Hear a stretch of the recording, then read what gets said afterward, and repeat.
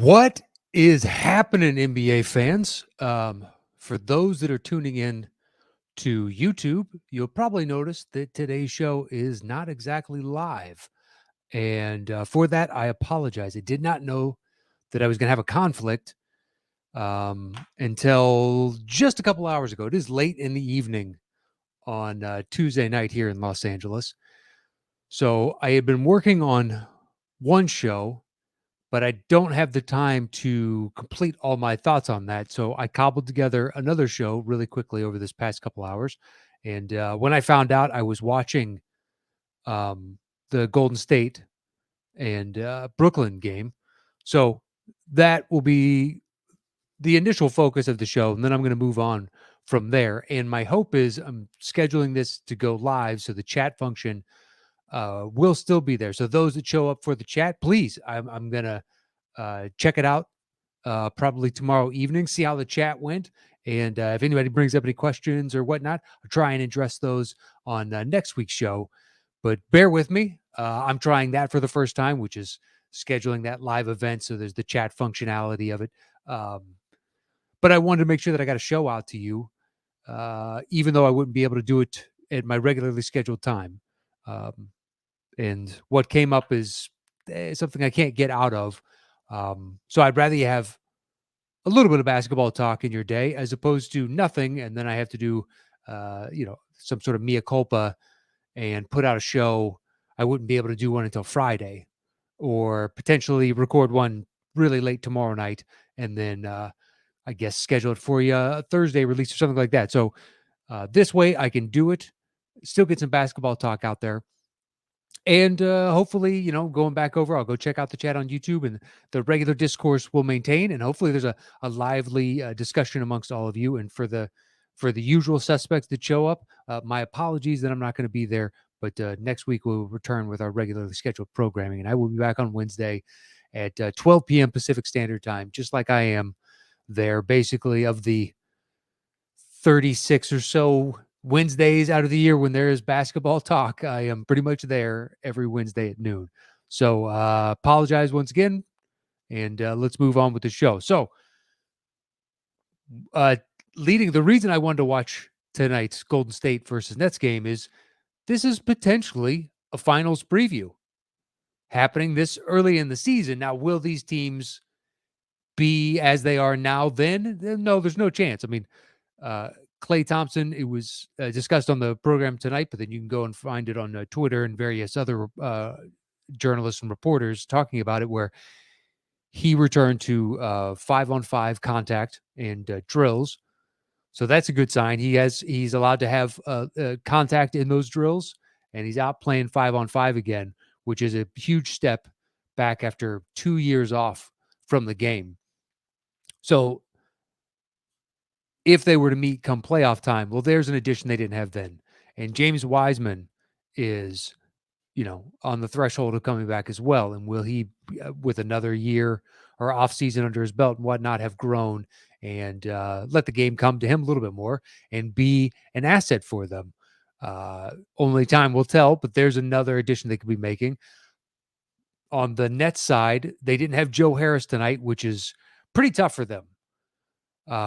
While he started the season cold over the past, 2 weeks or so, he has been nothing short of lights out. He's shooting almost 60% from three over the past couple weeks. And so you're pulling him out of the lineup. And then Paul Millsap was out for, I believe what I read was a personal issue. Nothing serious that would keep him out. It's not COVID or something or an injury that has affected other teams and other players. So you're down. Joe Harris, a big cog in this wheel, especially for the complexity of what they do. It's a potent shooter, 25 of 42-ish, but shooting 60% over the past couple of weeks is massive. And to take that out of the equation does change a lot of what the Nets are going to set out to do. But really, what's, to me, interesting is these two teams are meeting up, right? Playing tonight as a potential preview of the finals. It's a hypothetical reality, especially, right now the Warriors are playing the best basketball in the NBA currently, and the Nets have all the talent in the world to make it through the East. So it's not hyperbolic to say this could be a finals preview. But what's interesting about it is it's a clash of two divergent styles on the offensive side. For the Warriors, it is about ball movement and off-ball screens, fluidity, setting, numerous pick after pick with drag screens and pin downs, and Curry rather constantly running off of 1, 2, 3 off ball screens to free him up. You feel bad for the defender, but the ball moves around. And the other thing is, whoever has the hot hand, they keep feeding. Like at the end of the second quarter, Wiggins caught fire, and they just kept getting the ball to Wiggins. And within that offensive dynamic, if you have the hot hand, you have the green light and just fire away. Like there was a great little timeout where they have Steve Kerr mic'd up and he's talking to Jordan Poole. And afterwards, you heard Van Gundy and Grant Hill discussing that type of interaction. Van Gundy, a former coach, and then Hill, obviously a former player. And it's the Kerr trying to tell him, like, not every shot is a great shot, but when you're open, it is an excellent shot. So please take that when you're open. If they are going to, deem it necessary to leave you any capacity of space, then we want you to make them pay for that. That way the defense has to collapse the next time, and we zing the ball around so much that if the collapse comes and you get a second man flooding over to you, boom, you pass the ball over here, pass the ball over there. So you have that style on the one hand versus the other, the Nets, which is exceedingly isolation heavy. Now, if you go look at it by the numbers, by ice, they're the most ISO team in the league. And Harden is the second most isolated player behind Shai Gilgeous-Alexander, and Durant is 6th or 7th along those lines by frequency of its occurrence. I can look it up. I've got the numbers in front of me here. By frequency, Harden is 2 and Durant is 7th. But it ends up being 11 possessions a game where the offense has set aside, on average, to ISO for one of the two of them. That is pretty ISO heavy. And especially when you look at it in the context of the frequency at which it happens, which is when, in the overall gist of the offense itself, when Harden is getting those ISOs, it's 31% of the time. Now, he does make you pay for it. He's getting 7 points out of those ISOs, and Durant's getting, 5. So they're getting 12 points solid, almost 13 points out of isolation for the two of them. But on a night like tonight, where Durant, for the first time all season, had a bad game, and you don't have a Joe Harris to help lift you up, and Kyrie is obviously not going to be there, and they didn't bring LaMarcus Aldridge in until the second half. The announcers were speculating that it was just basically because Kevin Looney wasn't getting a lot of runtime in the first half, so there was no need to put Aldridge out there because they didn't need his size specifically. That being said, second chance points were thoroughly favoring Golden State, and they were winning the war of second chance and offensive rebounds.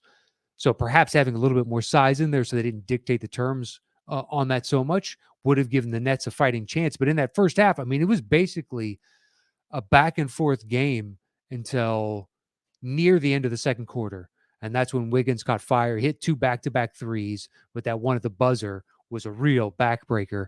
It gave them a nice, comfortable lead going into halftime. And in the third quarter, this is the interesting thing about the Warriors is during their heyday, when they were lighting the entire league on fire, the third quarter is where they murdered everybody the most.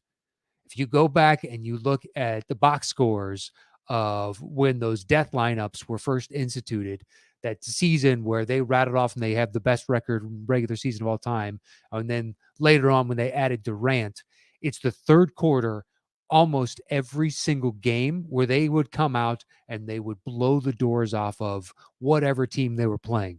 So the coaches came in, they saw what they saw in the first half, they made whatever adjustments, the players were able to internalize it and then just come out and crush you in that third quarter, create such a sizable lead that could somewhat coast in the fourth and just maintain that lead. That's what they did tonight. But the Warriors' tremendous depth showed out too. Um, when you don't have a Millsap and you don't have a Harris, but this team is designed to be a trio of stars, and one of those stars, obviously, in Kyrie isn't playing right now, and you couple that with Durant has his first subpar game. I mean, he shot before tonight, I believe he was 59.6% from the field, and he was shooting I don't remember the specific percentage from three, but I can tell you it was roughly around 43-ish, maybe 44%. I could be a little bit high on that, but I believe it's roughly about that. But I know he was about 59.6% from the field as a whole. And tonight he shot 31% from the field and 33 from three. And he only got to the line a handful of times. So you take all of that into account, and on some level, it's surprising that there wasn't an even larger blowout. But I think it's, is this a wake-up call for the Nets that you can't just solely rely on we ISO for one player, we ISO for another? Because how is this, at this point, any different for Durant than the reasons that he left Oklahoma City? He, by his own accounts, was watching the Warriors play and watching the ball zing around and everybody celebrating whatever teammate was basically making the winning play. It wasn't a I need to score the bucket. It was a we need to score the bucket type of mentality and an all for one situation. And his days in Oklahoma City at the end were Durant comes down, isolation for him. Westbrook comes down, isolation for him. And they just went back and forth and back and forth. And it's a stagnant offense that in a best of 7 series, defenses can figure out. Now, when you're as good as Durant is, tonight was an anomaly. I mean, look at this season. He has been nothing short of legendary. Him and Steph. They are the odds-on favorite between the two of them right now. If they continue on their current trajectory, Durant's percentage at that level, say tonight was the anomaly, and he goes back to that upper 50s from the floor. For a non-center and guy that does not barrel to the rim as much as he can, that is wildly impressive. I mean, his mid-game, mid-range game, his post game, the stuff down on the baseline when he does those little shake into a fadeaway. It's when you watch it, it feels like it's going in every time when I'm watching it. If you can finish a season like that, where you're shooting that high from predominantly outside of the lane itself, and it's not like he doesn't drive, he still does, but he is very comfortable shooting from everywhere on the floor. And if you're that lethal percentage-wise, it's flat out amazing to watch. And you have these two guys going back and forth. But if Brooklyn's offense is so predicated upon two isolation players excelling, and one of them has a bad night like this, it is a massive hill to climb for the team as a whole. Now, once again, having Harris in there is something that will definitely alleviate a lot of the stress. Now, come playoff time, will Harris show up this year? I don't know. Can't know until we see it, which is what you say about like a lot of young teams on the come up. It's like, I'll believe it when I see it. Or Utah at this point. Yes, great in the regular season. Are they a threat in the playoffs? No idea. I'll believe it when I see it. And Harris has so far a little bit of a tendency to kind of disappear in the playoffs under the brightest lights. Will this year be different? Time will tell. But having him there as a safety release valve on these situations where if the defense is just keying on these two players and they're sending an extra defender, it's nice to have a pressure release valve in a guy that shoots that well, especially from distance. And then you have, you know, your other guys to fill in around on the periphery. They also didn't have Claxton tonight, which is a great interior presence, especially to help with those second chance points in the rebounding situation. But still, I think it's more so really a style or a stylistic difference between the two, and that is where they're somewhat a boom or bust. I think the bust is unlikely on like a back-to-back or 3 games straight type of situation is when you have a caliber player of someone like Kevin Durant. And now that James Harden looks like he is slowly but surely rounding back into some facsimile of his former shape. I mean, it helped him at least that he got to the line 11 times tonight and he shot 10 of them. And it is getting to the point where he wasn't complaining as much when he wasn't getting the calls earlier on in the season, but now he's gone back to his complaining a wee bit too much because as the refs have shown, they're not going to call a lot of the bullshit rip throughs that he used to bait guys into or initiate and then get the call, thereby undermining basically the integrity of the rule and flagrantly taking advantage of the system as a whole.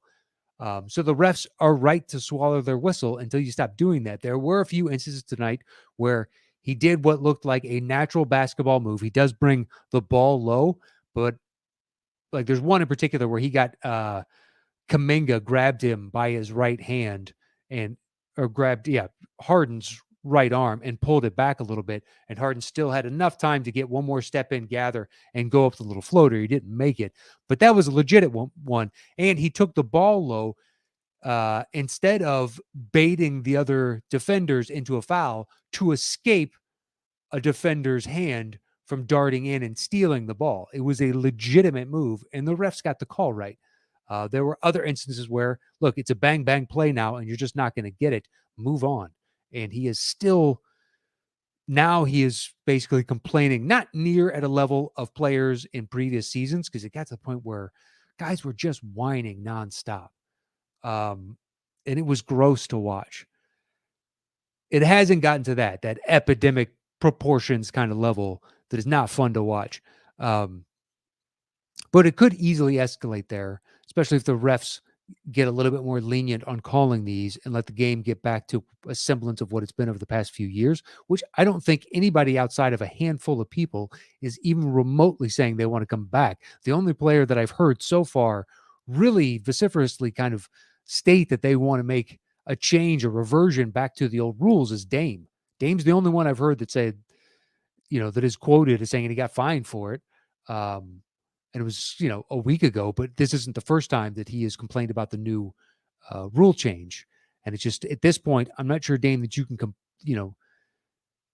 foist your current shooting woes onto the change because you didn't play well in the Olympics either. Not entirely sure what's wrong with Dame. But that being said, I've only watched a couple quarters of Portland so far.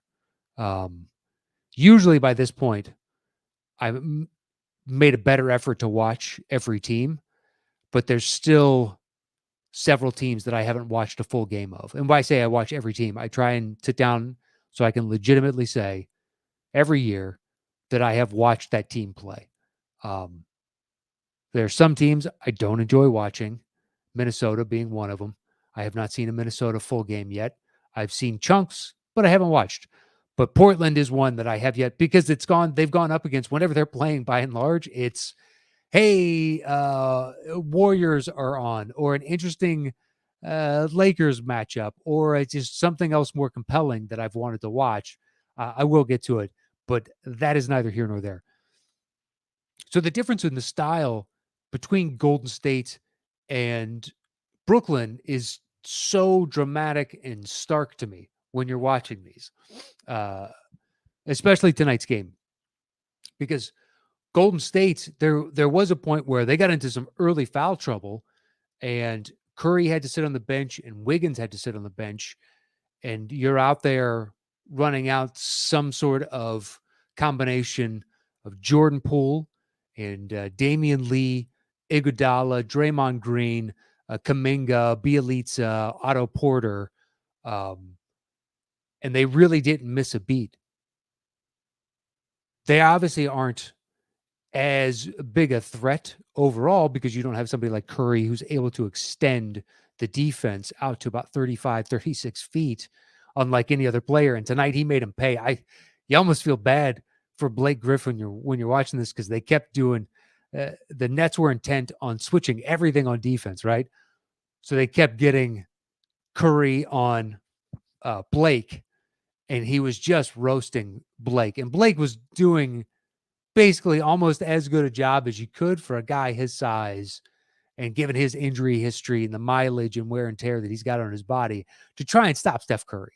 Steph Curry's in some of the best shape in all the league. He makes other guards tired because he is constantly running nonstop through screen after screen after screen, and they have to dart around all of this. So then when you're asking somebody like Blake Griffin to do it, you feel bad. But to not have Curry out on the floor, well, okay, the defense does not now have to guard out to 35 feet. Now, Jordan Poole will still pull the trigger from about 32, 33 feet on occasion. And you're like, all right, pump the brakes there. Because basically we all felt weird about Curry doing it until we saw him do it enough times. So we're going to feel weird about you doing it as well until we see you doing it enough times. But he has the confidence, which is excellent. But to lose him and Wiggins and to see the offense not become just stuck in the mud, which is what, like last year when Curry sat. So when he was on the court, their offense was one of the best in the league. And as soon as he sits, it craters and became the worst offense in the NBA. I believe by the numbers, at various points of the season, but it might have even held out for the entirety of the season. When he was off, they had the worst offense in the league. So to combat that, like Jordan Poole has made a tremendous advancement. Wiggins looks even more comfortable in this offensive scheme. Gary Payton Jr. is an amazing spark plug for them. Damian Lee knows what his job is. Someone who was big for them last year, Juan Toscano Anderson, isn't even getting all that much run because they have so much more depth this year at a bunch of role players who all know their jobs but are willing, that fit nicely within this offense, and they fit more accurately. They fit into the ethos of the offense, which is, so long as you keep moving, we are going to keep passing and we are going to optimize the possession as best we can. And this is not going to be hey, go stand in the corner while I sit up here and crab dribble. And yes, I'm thinking of you, Brooklyn, as I say that. It creates a better environment for the teammates as a whole, and guys are willing to play harder, even if they never shoot the ball, because they know the ball is going to be in their hands at some point, and they might be able to make a play that has nothing to do with them shooting it, but it could be a direct assist or a hockey assist. Their pass was the amazing pass that led to the easy pass that got the easy bucket. But then you feel like you're contributing as opposed to just, hey, go stand in the corner, and if I need you, I'll pass it over to you. Now, with this cast and crew, will it be able to pay off in the playoffs? Perhaps, especially with Clay coming back. I think that makes them even more real, because a lot of people are talking about, well, the Bulls, my Bulls, could they win a championship this year? And as much as I love that discussion, it's early in the season.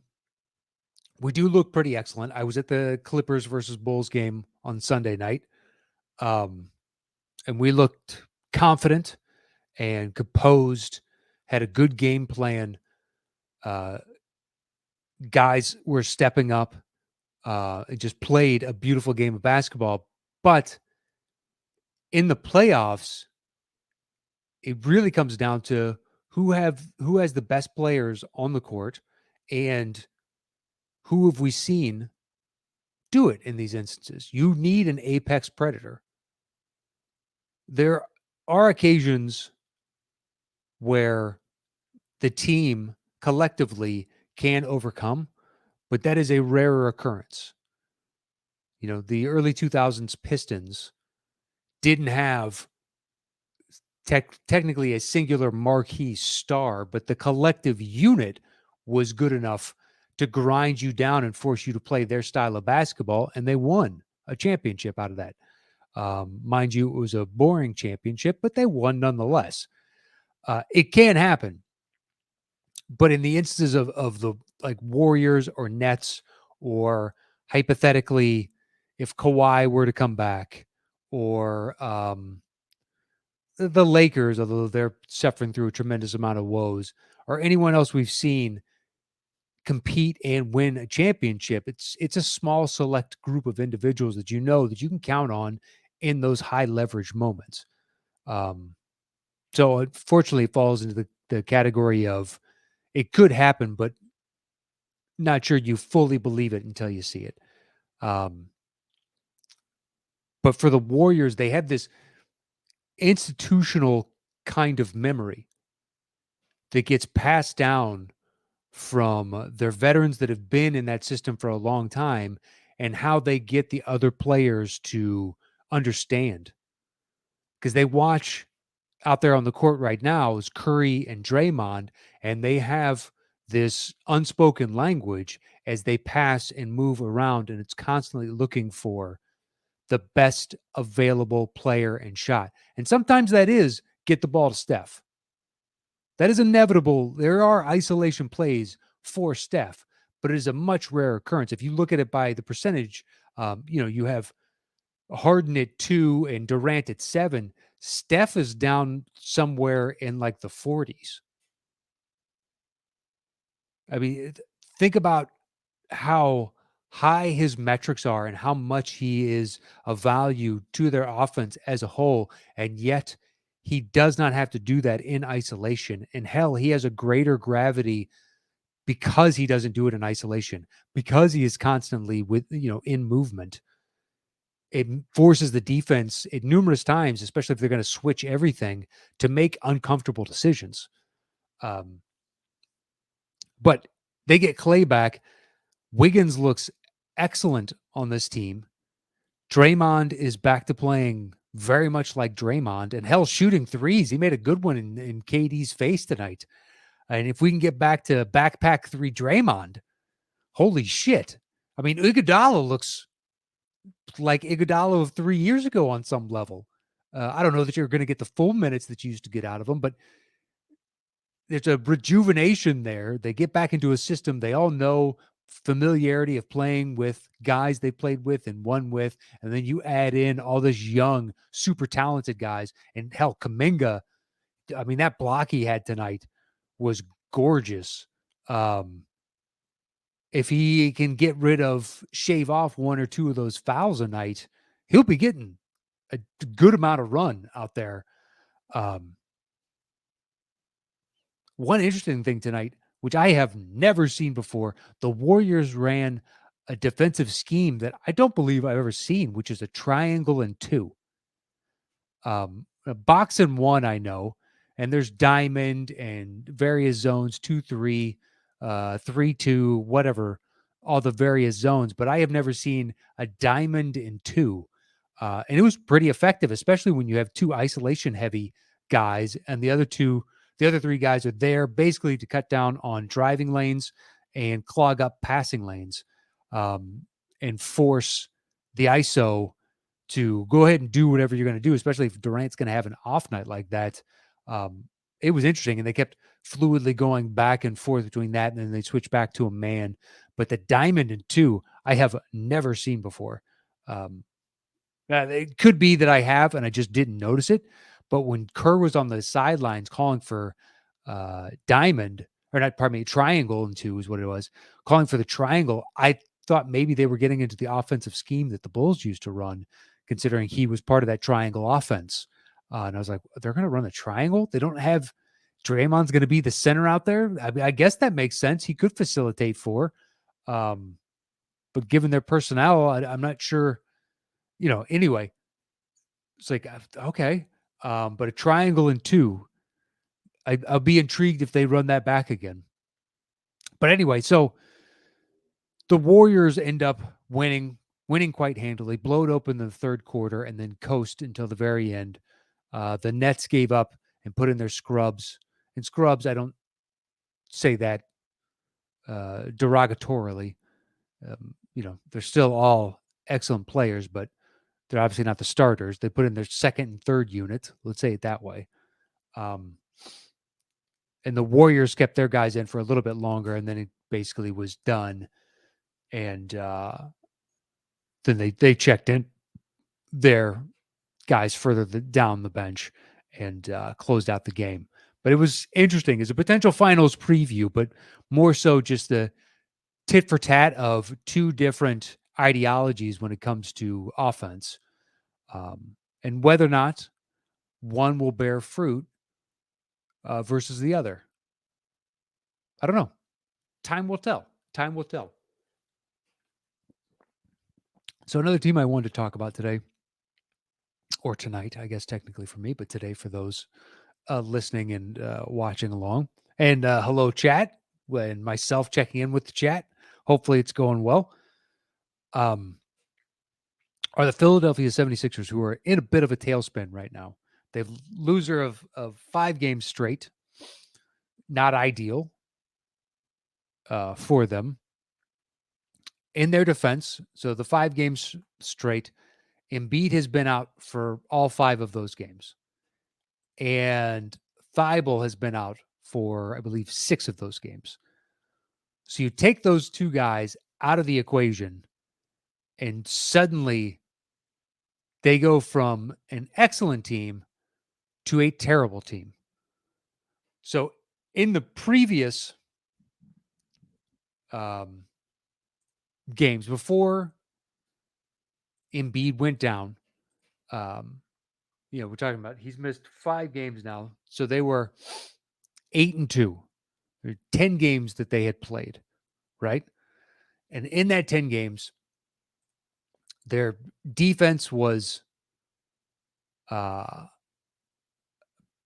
pretty good.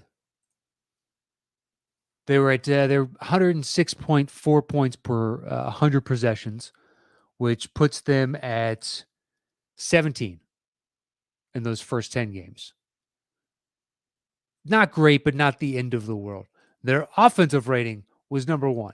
They're putting up 115.4 points. So the net rating slotted them at 4.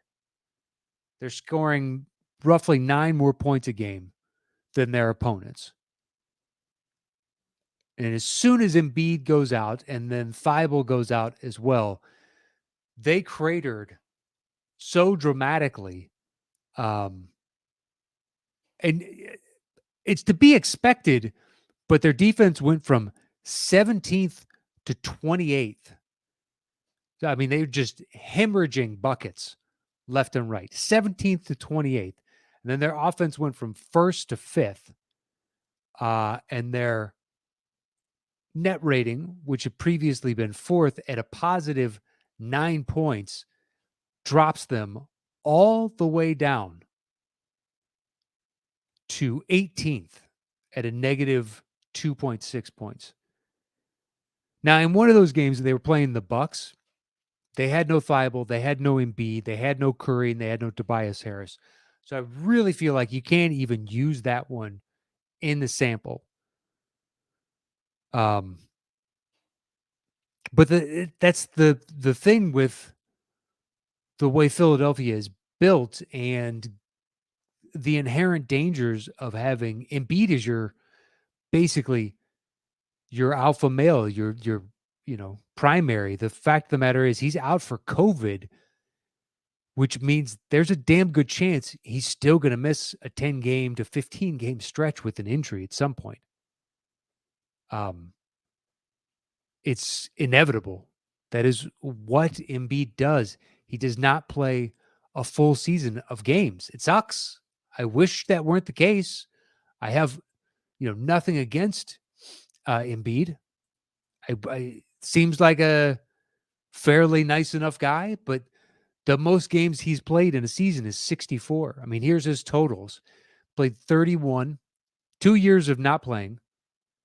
Played 31 games, 63 games, 64 games, 51 games, and 51 games. So he is pretty much guaranteed to miss another 10 to 15 games with some sort of injury. And now he's out these 5. He's going to miss at least one more, maybe 2 more games.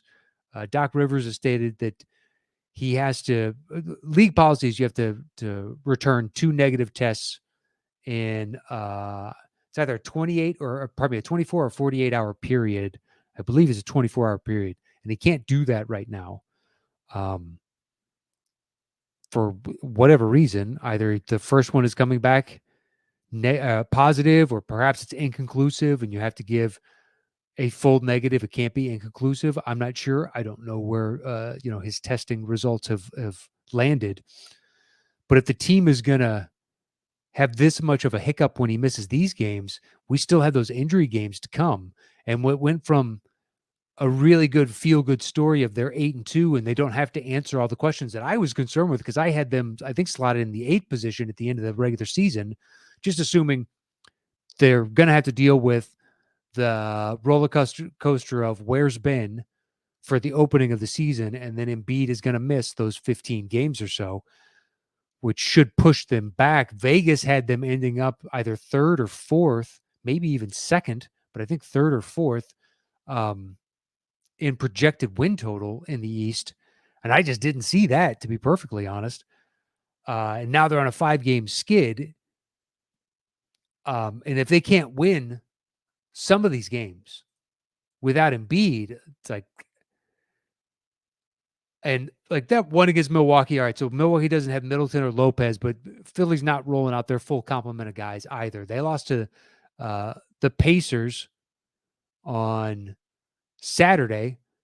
And tonight they lost to Utah. That's an honorable loss. But the problem is, if Embiid doesn't come back in the next one, they've got a real center problem, because tonight was Gobert. Then they've got Jokic after that on Tuesday. And heaven forbid, Thursday Embiid is not back. Well, then they've got Nurkic for the Blazers. And then, more than likely he's going to be back by next Monday, the 22nd, which is the Kings, who don't have near the center presence of those 3 teams. But even the Pacers, you have a 2-headed monster in Miles Turner and Domantas Sabonis. And if you don't have Embiid in there, I don't think Drummond is up to the challenge. So it's going to be difficult for him. And I liked the story of all of us being able to get past the where's Ben Simmons discussion, because I didn't want it to drag on. I'm not, pulling for Philly any more than I'm pulling for really any team. But I hate it when we have to spend an entire season on any one subject. Like when a guy hasn't resigned somewhere and every single stinking question from reporters is about whether or not he's going to resign with that team. It's like, dude, if he was going to answer that, he would have answered at this point. It's not like he's going to suddenly break down and be like, you know what? I am definitely coming back. Here, I'll sign the contract now, or I'm definitely not. So hey, this new thing happened with Ben. What are your thoughts? My thoughts are that I don't have any thoughts, or that, what happens outside of in this locker room has no real bearing on what happens inside this locker room, or whatever stock response they're going to get. And the Sixers have gone back to finding Ben. He is no longer getting paid to stay home, because it's a war of words, and he's saying it's mental health, and the Sixers are asking for some sort of proof of that. He's unwilling to give it. So they're like, all right, fuck you then, fuck me, fuck you. We're not going to pay you anymore. It's just nasty, and it's going to continue, and it's only cratering his value for another team, because he wants to go to one of the big markets or a contender. And what contender or big market in their right mind is going to shell out any kind of asset for him? Zip Zilcho. which means he is on the menu for small market teams at this point. It is backfiring in his and Rich Paul's face. That is my guess as of right now. So they might have to then revert back to a discussion of, oh, well, would you be able to weather the storm if Ben were here? Your defense wouldn't have cratered as much. You might be able to have weathered the storm. So I need to see the post-game pressers because I'd imagine if this maintains for another game or two and they lose a couple more and suddenly instead of they went from 8-2 to they're 8-9, and they're losers of hypothetically 7 games straight. Well, Philly fans aren't going to take too kindly to that, and the questions are going to revert back to, and they're going to be in this whole, Ouroboros thing of they're just eating their tail, and it's this never-ending Mobius strip of Sixers folding in on itself, asking the same questions, having to answer the same questions, and spinning their wheels because they're stuck in the mud. So it's just disconcerting. But once again, throw out that Milwaukee game. Now we're talking about 4 games. Still not good. You would hope that they'd be able to have beaten one of those teams. But they did play some good teams in that mix. New York, who they lost to, the Bucks, the Raptors, the Pacers, and the Jazz. I mean, those are some solid teams. Even if Pacers and Raptors are below them in the standings, the Raptors might be the same or slightly better at this point. But at the time they took them on, they had a better record than the Raptors. The Raptors are a tough out every night. I think that's a testament to both coaching staffs, both them and the Pacers. They're going to be well coached. Rick Carlisle and Nick Nurse are both really good coaches, and they surround themselves with a good coaching staff. But Toronto has been a nice welcome surprise, along with, say, Cleveland. I feel bad for Cleveland, man. Evan Mobley's going to miss 2 to 4 weeks with a sprain in his elbow, and then Sexton is out with an MCL tear, although he was out shooting post-game the other night. And the speculation that I read is, well, because he's out there shooting, then more than likely, this is all from people on the outside looking in, but there was a doctor who deals with these types of injuries saying, well, if they have him out there shooting, then my guess is they're hedging towards they don't need to have an operation, and through rehab and time, they'll be able to get him back out there. So it's more of a 4-week loss. But still, though, will Cleveland falter without Mobley and Sexton? I don't know. But they've been a really interesting, fun story. But that could help the current state of the Sixers. Or there are other teams around them that, because of whether it's injury or COVID or illness or whatever the case is, have their own issues to deal with, and may not, them sinking right now may not be as detrimental as another point in the season, because Milwaukee doesn't have their full complement back. So they're kind of up and down right now. Atlanta, just when they've winners of 2 games straight, but they're still in 12th position as of right now, tied with the Pacers. The only, I think, 2 teams you don't have to worry about in the East are Detroit and Orlando. Until the rest of it settles itself out, we still don't know who those lower rung of the play-in game, not play-in game, but right on the cusp there are going to be. So Philly, you probably lose a couple more of these, but you don't want to make this a habit anytime soon. And if Cleveland falters over the next 4 weeks, if those guys are both out for 4 weeks and they drop down, well, that only benefits you and other teams. So we'll see. But it's just to see it by the numbers. I realize losing Embiid and Thibault, But my fear is that it's going to be a return to a discussion that they had elevated above because they were winning without him. And, convincingly. Like, they took 2 from my Bulls, and I've been thoroughly happy with how we have played this season. And to lose 2 to them over the course of 3 nights was not fun. We only have 4 losses, and 2 of those now are to Philly. And we have handled business against big teams. Golden State beat us, but we beat Dallas. We have beat Utah. We on back-to-back nights, we beat the Clippers and then crushed the Lakers on a back-to-back. On the second night, 2 games at Staples, crushed them. Like, we have handled our business against good teams, and Philly took it to us and beat us twice. So they're a good team when healthy. And some of those wins are against suspect teams. They beat the Pelicans, the Thunder, the Pistons, the Hawks, the Pistons again, but took us twice. And if you are a better team than the Trailblazers, you beat the Trailblazers. But I'm saying if you are the better team, you got to win a game like that. Trailblazers have a lot of talent, even if they're not playing all that excellently right now. They still have a lot of talent. You got to take them seriously.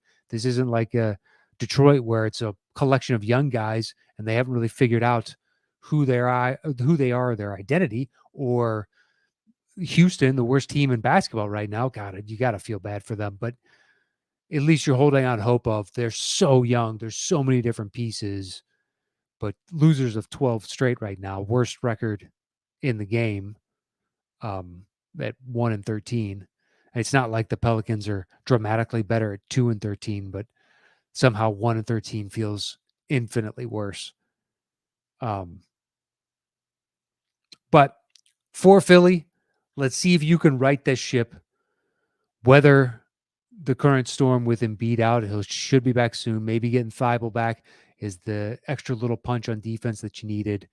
And I don't know. It's something to monitor in the short term.